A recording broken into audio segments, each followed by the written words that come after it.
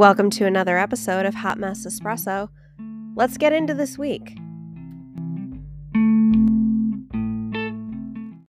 Kevin Palmieri is the founder and co-host of the Next Level University podcast. Early in his life, Kevin found success, but after a brush with near suicide, he realized he wasn't living a life he truly wanted. He became passionate about self-improvement and decided to make his purpose in life to impact as many people as possible by becoming a role model podcaster and speaker.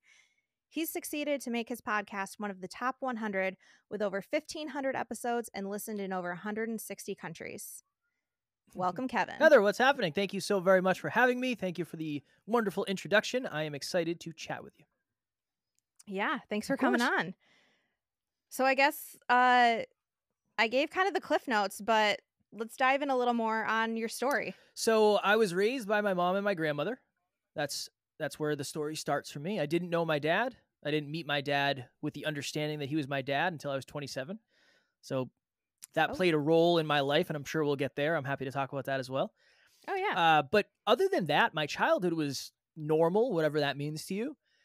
When my life really started to pivot was during high school, because I didn't know what I wanted to do with my life, but I did know I didn't want to go to college. It just didn't make any sense to go pay thousands of dollars to try to figure out what I wanted to do. So I got a job at a local gas station.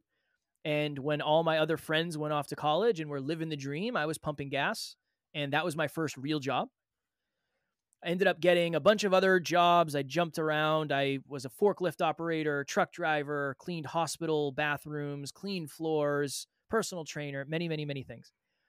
And when I was in my early 20s, I ended up getting this opportunity that I never thought I would get in an industry called weatherization. And I went from making $15 an hour to $50 an hour on the first job I ever worked for this company. So I was convinced that I found my thing. I was making more money than anybody I knew. I was traveling up and down the East Coast. I was living on the road, living in hotels, just doing a lot of traveling. And it just ended up burning me out. I went through a really challenging breakup, and I thought to myself, if I make as much money as humanly possible, then I think all my problems will probably be fixed. And I think we're all guilty of, well, not all of us, but many of us are guilty of having that mindset. I made the most money I'd ever made. I was just as miserable, if not more. I started a podcast in 2017, fell in love with podcasting, fell out of love with my job. But I had to keep doing the job because, as you know, Heather, in the beginning, there's not a line out the door of people trying to give you money, unfortunately. So I just kept doing this job, and it got harder and harder because I would pack a suitcase on Sunday and I would leave, and I wouldn't be back until either late Friday night or early Saturday morning. And homesick was an understatement. I was anxious. I was depressed every time I went to leave for a new state. And it all ended up getting to the point where I woke up one morning in a hotel and I was thinking to myself, if I was gone, this would all just go away and I wouldn't have to worry about this anymore. And I ended up texting one of my good friends, who is now my business partner, is a co-host of the show.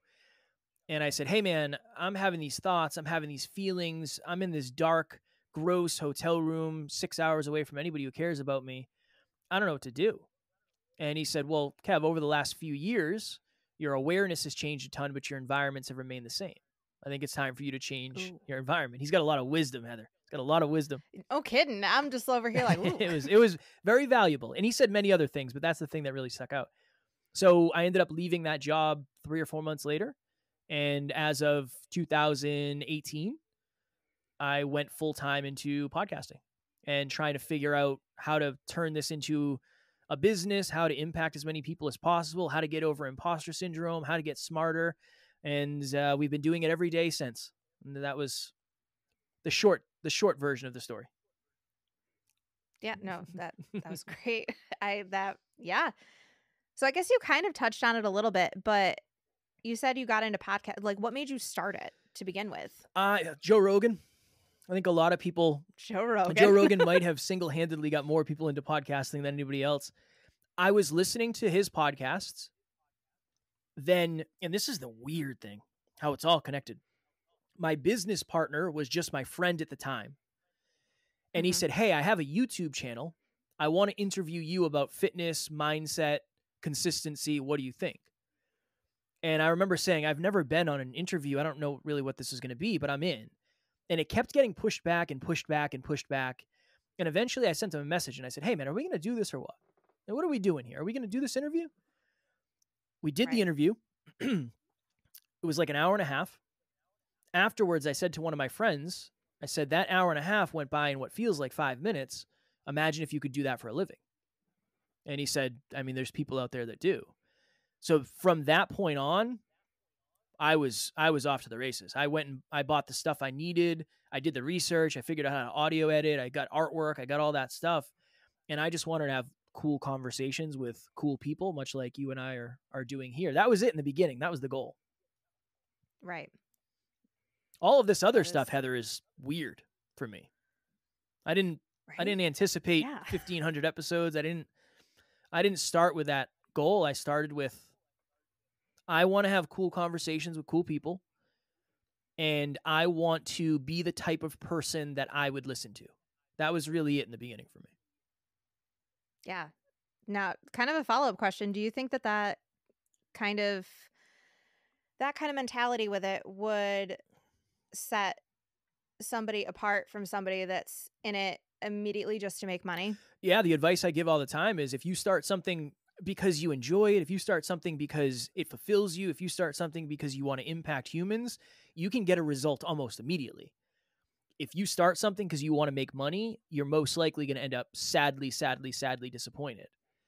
So for me, I loved it so much. This is the analogy I always use. A lot of us, we jump into a pool, and our only goal when we jump into the pool is to get all of the rings and then get out of the pool. I jumped into the pool and I said, I love it in this pool. I need to figure out how to swim. And that was how to make money and how to turn this into a business and all of that. So I love this. This is my thing. I'm never going to retire. I want to do this forever. But it started off of, yeah, this is something that fulfills me. This is something that makes me feel good. I get lost in the moment. I hit flow. I think this is what I'm supposed to be doing. Yeah. I mean, from what I've seen, you're definitely a natural. I appreciate that very much. So as somebody that's been in it 6 months. Well, 6 months today. So. Yes, happy anniversary. Yes, you alluded to it, so I can say something. Don't go back and listen to the old episodes because I don't know. I don't know if I was a natural. I've just worked really, really diligently, and I've done a lot of episodes. I've done thousands of episodes at this point, so it just adds up. Yeah, when I started, I literally had to read a script off my phone because I would stumble, and then I'd have to redo a take, and it was just so frustrating. So I'd have to read off a script, but sound like I wasn't reading off a script. And that is much harder than it sounds. It might be even harder than just not reading off a script in the first place. Yeah. It just doesn't feel like it. Yep. I was like, I sound like a news reporter. So, I guess I have a secondary career if this doesn't work there out. You go. I was just... So I'm sure you've gone through, especially when you first started out, and even maybe now, like not feeling good enough or, kind of questioning yourself. And I know you just said that like, this is what you're meant to do, but sometimes those voices kind of creep in and, blah, blah, blah.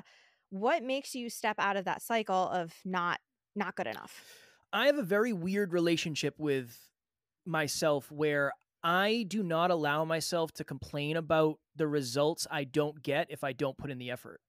So I have an understanding of, Kev, your life most likely isn't going to be comfortable, and you are probably going to have to face almost all of your fears within reason, obviously. But that's what I signed up for. I signed up for that when I started this. I signed up for that when I left my job.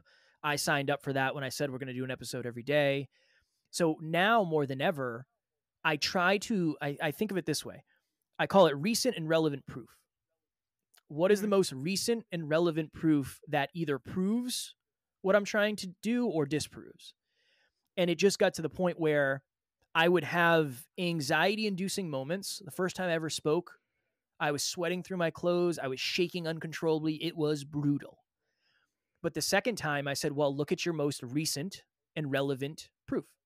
Last time it went well. People laughed, people clapped, people came up and talked to you after. It went pretty well. So I try now to look at the most recent and relevant proof. And then I think it's just a self-awareness thing. When you understand the way that you self-sabotage, I think you can start to put a little bit of space between the thought of doing it and then the act of doing it. And I've worked really, really diligently just to say, okay, I know you're afraid. I know you're uncomfortable. I know you're afraid of judgment, disappointing others, and rejection. But what if the reason you're afraid is because you actually haven't experienced it that much? That's Right. my new thought. I know a lot of people, my business partner, I said this to him recently. I said, hey, man, next time I come down, we should get Indian food. And he's like, no way, man. I wouldn't like Indian food. I said, have you ever had it? He said, no, I've never had it. And I said, I think that's fear. Those are fears in a nutshell. The fears that we're most afraid of are usually the fears that we run from, when I think if we were more familiar with them, we might actually get over them / enjoy Indian food in this analogy. Right. No, I completely, and that's what I was going to say a little bit, is that we're our own worst critics. Yeah. You know, somebody will say, this is fantastic. And you're like, thanks. But like, I have to blah, blah, blah, blah, blah, blah, blah. And it's been hard for me to not focus on the yeah, buts for sure. I think do you think it's a Cat. self-worth thing? Probably. It probably is. You know, it's, you know, when you grow up, you know, kind of knowing or being told, like, don't, you know, confidence is cockiness and this, that, and the other thing. All of a sudden you're just like, you're humble, but you're almost like too humble, where it's like, you know, you can't take a compliment. It's just over here like, no. Yeah. Kind of thing. It's like self-deprecating.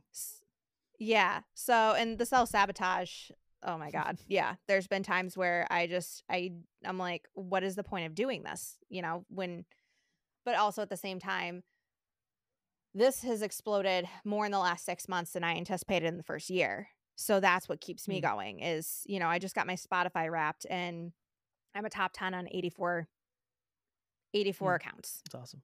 And a top in 26. And I'm like, I expected 26 people to listen to this period. So, you know, it's kind of like that. But also how do you combat like those really low days, especially because, you know, you've been there with your mental health. How do you combat when that comes, you know, full circle back around? Yeah, transparently, it doesn't. Something happened when I left my job. My depression went away. I'm not even kidding. That's yeah. amazing. When I left my job, I'm so jealous. I know, and that's why sometimes I feel I always try to preface it with, look, I don't know the answer, because for me, when I left my job, there was a weight off my shoulders that I don't even know if I can explain. It was unreal. There was also a new weight put on my shoulders of, oh my goodness, I don't have an income anymore. What am I going to do?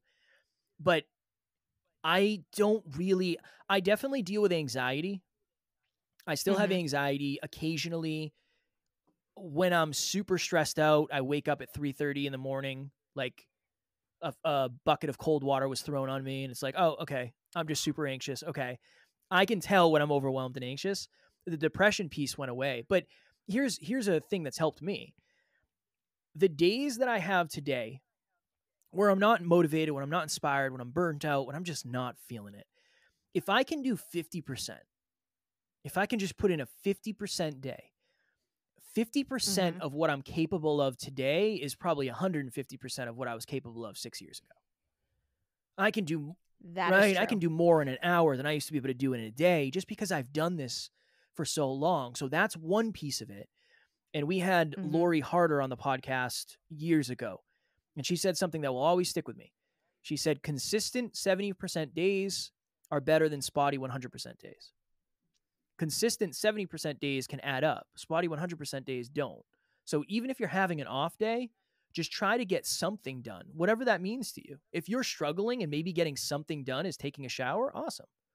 If it's ordering food, awesome. Whatever it may be for you. Your something is different than my something, but that's okay. Our progress is different too. Exactly. Progress is, what did they say? Progress is not linear. Yeah. It definitely ebbs and flows. 100%. Forever, sure. hopefully. Now, when I was listening to a couple of episodes, you had mentioned a, quote, holistic approach. Can we expand on that? Because when people hear holistic, they think, drinking your green juice, doing yoga, the more traditional holistic. So explain to me and everyone listening what you mean by a more holistic approach. When I say holistic, when I think about holistic for our brand, I think of it as three-dimensional, well-rounded. Mhm. I have been very, very financially successful, but my mental health was in the trash. I have been in bodybuilding shape where I could step on stage in a man thong pretty much, but my relationships were garbage. I've been Mhm. deeply in love, but that caused a lot of stuff, lack of success and lack of fulfillment. I want to find a way to be the healthiest, wealthiest, most in love, most fulfilled, most impactful version of myself. So that when I say holistic, it's just well-rounded. I don't want to just know how to succeed in the external world. I want to know myself at a very deep level. I don't want to be a successful business owner who treats his wife terribly. Like, that is not okay with me. That wouldn't be success to me. Success Right. is being really good at all of those things, not because I have to be really good at them, but because I'm more fulfilled when I'm practicing those things in connection with one another. No, that makes so much sense. But it's hard. So much sense. That's the thing. Mhm. We're quote unquote a successful business. We would be way more successful if we didn't have any morals or character standards, or if I didn't care about spending time with my family. I could just work 13 hours a day. Or I do pretty much work 13 hours a day. But if I didn't care about my fitness, I wouldn't have to go to the gym every day, get to go to the gym every Right. day. So it's way harder, but it's also way more rewarding. But you're really trying to grow three things at the same time. So in theory, it's going to probably take at least 3 times as long. Right. Well, how do you find that balance? Or how have you found that balance over time? I call it. Or are you still finding it? I call it juggling. I don't know. I don't really think there is. There's a schedule and then there's a system. The balance aspect is everything is pretty regimented, because if it wasn't, there would never be everything would go to the business most likely. So I try to get up at like 5 or 5:30. And again, I do not want this to be one of those morning routine things of like, do this if you want to be successful. This is just what works for me. Your flow is completely different probably. But I get up at 5. Yeah, if I'm up at 5:30, it's because I didn't go to bed. Right. So for you, completely different. I like getting up early because I think it gives me a head start. I'll work a few hours. Today I worked until 8. I went to jujitsu from 8:30 to 9:30, came back, showered, worked. I will work until 6 o'clock tonight. And then from 6 to 9 is family time. And that really is my flow. So 2 hours at fitness, however many hours of work, 2 to 3 hours of family time, Monday through Friday. Saturday's back office day. Sunday, I don't work. Yeah, there you go. So I guess that kind of follows up onto my next question. Like, how do you stay consistent with that kind of a schedule, or is that how you thrive, just with more of a schedule? And do you actually like cut yourself off, like hypothetically at 6 o'clock? Or are there days where you're like, no, well, maybe like 6:30, especially because you do what, 5 to 7 episodes a week? 7 every day. 7. Yeah. So how just how? Well, first, we have an amazing team, so we don't do it alone. And that has to be said, because we are not doing this by ourselves by any stretch of the imagination. We are not self-made. Yes, it's a very unique time for you to ask that question, because we right now are we're in the phase of working as smart as we do hard. Where in the beginning, I would work as late as it took. Whatever, 9, 10, midnight, 2 in the morning, doesn't matter. This is what's necessary for this level of the business. Now we're trying to focus more on sustainability. If I work until 9 o'clock, I'm probably not going to get up at 5 o'clock. And that's going to throw off that day, and it's going to throw off everything. So we're at a stage in business now where we have an amazing team that's helping us, so I don't have to do everything, and Alan doesn't have to do everything. So we are more privileged in our approach with the amount of things that we take on. I try to cut it at 6. That's my goal. My goal is, if my wife and I have something planned, I try to cut it at 6. But we have group coaching every other week. That goes till 7. We have a team call every other Wednesday. That goes till 7. So Maybe eventually I'll get to the point where it's only 6, but right now that isn't the case. And I Mhm. tend to be a pretty regimented person. I like doing the same thing every day just because I don't really have to think about it. There's no, oh, what do I do today? I have a list of habits. There's very little uncertainty of what should I be spending my time on right now. And that works really well for me because it's harder to find excuses when you know what you should be doing.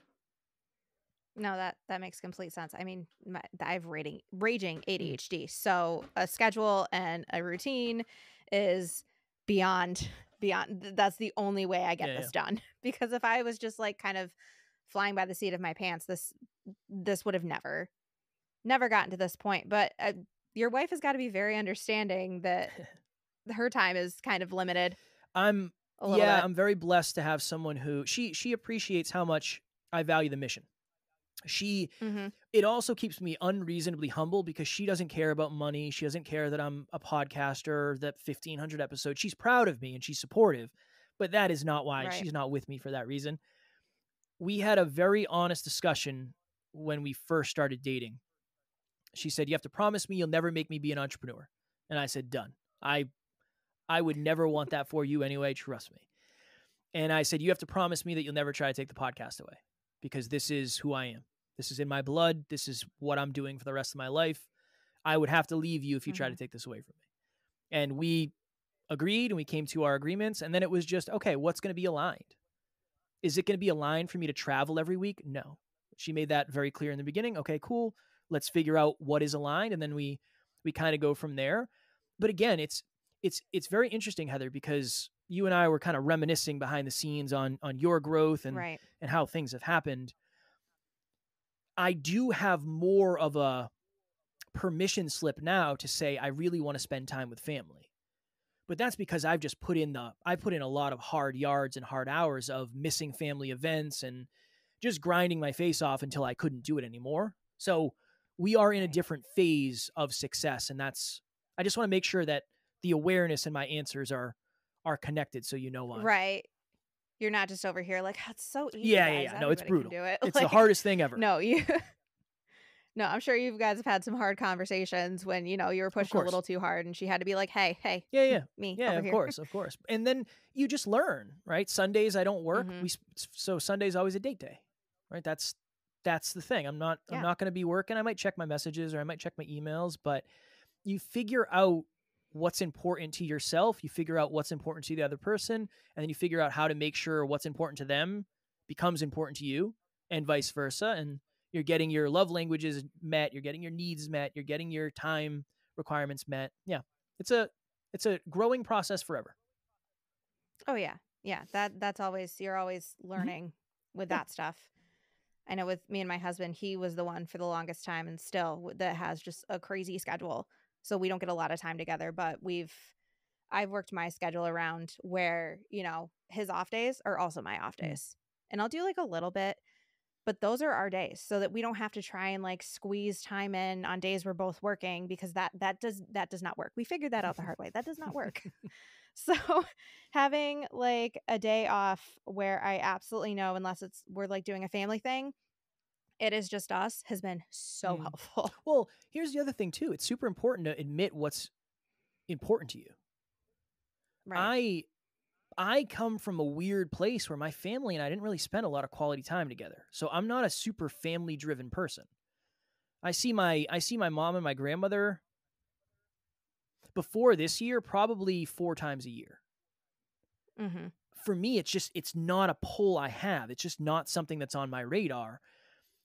I like other things. Other things are more important to me potentially. Time freedom or whatever, financial Right. freedom. You just admitting that I think for a lot of us is super important. If you don't if family isn't a 10 out of 10 for you, that's okay. It doesn't make you a bad person. It means you're self-aware enough to admit it and then you can figure out how to fit that into your approach to life, relationships. That. Absolutely. Absolutely. And yeah, it depends on what family for me. Like my sister is a 10 Mhm. out of 10. Then it kind of goes down from there. But my sister is my best friend and, we it's weird if we go a full 24 hours Mhm. without talking to each other. So that's like a lot different than a whole family Yeah. kind of thing. But yeah, no that makes a lot of sense and all of that. But you're a podcast, but you're also a production company in a way, or correct me if I'm wrong. Yeah, we have a production company. We have a social media team. We do live events. We do group coaching, one-on-one coaching. We have it's called the Next Level Dreamliner, which is like a scheduler and a calendar and a journal that we're creating. We have an app. So yeah, we have many things that allow us to do the amount of content we do because we're making money as a business. So how did you go from the podcast to all of that? Was that just kind of the natural progression of where you were headed, or got broke enough? That was that. Yeah, that was it. In the beginning, that was it. I had a conversation with Alan and I said, "Hey man, I'm at this point, I'm $35,000 in credit card debt. I'm struggling to pay my bills." And I said, "I have to start making some money, man." And he said, "Well, you should start coaching for free." And I said, "I don't know if you heard the words that I said, but I need to start making some money." And he said, "Kev," and Alan's my mentor. He's my coach. I would not be the man I am without Alan. He said, "Kev, nobody knows if you can coach. You don't know if you can coach, and you've never really coached before. So we have to get some reps under the belt, so to speak." So I ended up coaching 5 people for free. And at the end of like 8 weeks, I said, "I can't do this for free anymore. What do you think of $50 a week?" And everybody, to my surprise, said yes. So I had myself a little coaching business at the time. Alan was coaching as well. And then from there, somebody reached out to me, one of our mentors, and said, "Hey, you know more about podcasting than anybody I know. I have a client for you, one of my friends who wants a podcast done. You should produce his podcast." And I said, "All right, I don't know what any of that means." But I ended up having a conversation with this guy. He said he wanted us to help him. So yeah, then we ended up making a podcast production company, and things just kind of flowed from there. We saw the needs of the community and we saw the needs of other clients. And we said, well, we already have a system to solve that. So we might as well turn that into a piece of the business as well. So no, Heather, most of it was not seen, not planned, was not my goal. I'm sure Alan probably knew somewhere inside of himself because he's more the visionary than I. Well, I mean, it's always good to have those types 100%. of people. I would be in trouble without him for sure. Oh yeah, no, that's how my sister's kind of my mentor with this stuff. And when I'm just like, hey, I need to, because she's very business minded. I'm not. So I'm good at this stuff, but when it comes to like making business decisions and stuff, it's either like doubt myself a little bit, or like I just kind of go to her, because she I don't know, she can kind of like look 5 steps ahead, which is beyond helpful, and kind of guide that way. So I feel you on that. Well, there's an artist and there's a scientist. You're the artist. She's a scientist. I'm the artist. Alan's a scientist. Yeah, and honestly, you can't have one without the other. It doesn't work as well. You can't. It's hard to become well-rounded, for sure. For sure. So I'm incredibly grateful that I have my quote-unquote team, because this would not be where it is without them. I'm glad you have the team you have as well. And right now, it might be a small team, but that's the way a team should start anyway. Right, exactly. Well, where can we find you? Obviously, Next Level University podcast. Yes. That's probably, but where else? I mean, that's the best place. It's free. There's an episode every day. You can listen. The social media platform I use the most is Instagram. My handle is @NeverQuitKid. So if questions, comments, concerns, podcast stuff, whatever it is, I'm always just a message away. I do my own social media as of right now. So any message you send, I will see. Sweet. So yeah, this has been motivating. I'm happy. I'm glad. We're here to talk about the mental health and success, and now I'm motivated as hell. So thank you for coming. Thank you for having me. I appreciate it. I appreciate you. You're wonderful, and I'm happy to do it again when you get to your 1500th episode. Oh God, that is, well, we're 20 episodes in, so yes, you will. You're on your way. But I got one more thing for you. We've been doing rapid fire questions with all of our guests. I say we, me and my 5 personalities. So I just have a couple quick ones just to kind of, get to know you a little bit, besides, all the stuff you just told us. But I'm ready. Skiing or snowboarding? Yeah. So gingerbread cookies or sugar cookies? Sugar cookies. Yeah. This is kind of a twofer, but summer, fall, winter, or spring? Fall. Yeah. Well, you're out in New England, right? New Hampshire, the leaves, it's wonderful. Ugh. Literally fall in New England is superior. And I live in Western New York. So like it's pretty, but fall in New England is 1,000,000,000% my favorite. It's I unreal. love Yeah, it. it is It unreal. really Problem is. is, then you wake up one day and it's 26 degrees and it's like, oh, okay, now we're in winter. Yeah, that's basically it. Literally snowed yesterday, like looked like a slight blizzard yesterday, and then today it's all melted. And I'm like, okay, we're like in that really sad state where it's like snowing one day, but like miserable and cold the next. And but I mean, I thrive off of this type of Mm. weather, but sunny fall days are my just favorite, especially in New England. I'm with you. I try to go every year. I'm with you on that for sure. Kevin, thank you so much. You're so welcome. This has been amazing. I appreciate you having me. You're wonderful. Again, I'll say it again, and I'm more than happy to come back in the future whenever. Oh yeah, we will 1,000% have you back. Maybe at least at the 100th episode. Whenever, I'm in. All right. Hey everyone, Hunter from the Everything is Connected podcast here. Heather from Hot Mess Espresso. And Amber from Connection Over Perfection. You know, in this world of endless chatter, finding genuine conversations can be a challenge. That being said, we introduce Podcast Connection Network, a space where we lay it all out unfiltered. Dive in with us. It's about authentic connections and conversations that truly matter. To learn more about the network and each of our podcasts, click the link in the description below. The Podcast Connection Network. Never going to give you up, never going to let you down.